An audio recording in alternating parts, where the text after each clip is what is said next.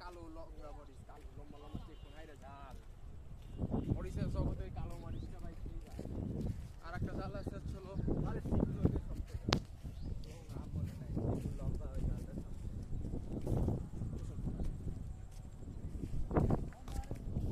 ধান, এই ধানটাতে কাটতে যে কষ্টটা হইবে এই লোকে, এই ধান বেবাক ধান শুয়ে পড়ে একেবারে নষ্ট হয়ে গেছে।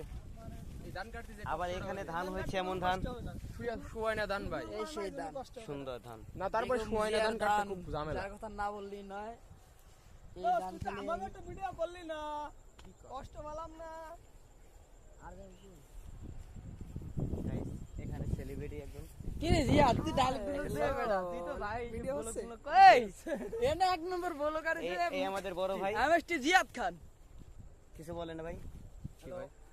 এই ধানটা যে এই কৃষকের ভাই কত ক্ষতি হবে, এই কৃষকের ধানটা যে শুয়ে গেছে ভাই, এই ধান কাটতে গেলে কৃষকের আগে লাগতো যদি খারাপ থাকতো তাহলে 2টা বাইক লাগতো, এখন ভাই লাগবে 10টা বাইক।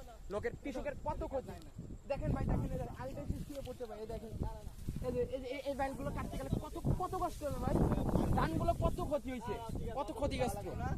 ধন্যবাদ ভাই। আমাদের আরেক বড় ভাই এখানে কি বক্তব্য নেবেন? আর শাকিল ভাই বক্তব্য আই ফাক দিস গার্লফ্রেন্ড। ধন্যবাদ ভাই। ভাই গার্লফ্রেন্ড ভাই এই যে এত মারাত্মক প্লেয়ার ভাই, এর কাছে ইন্টারভিউ নেওয়া যাবে না।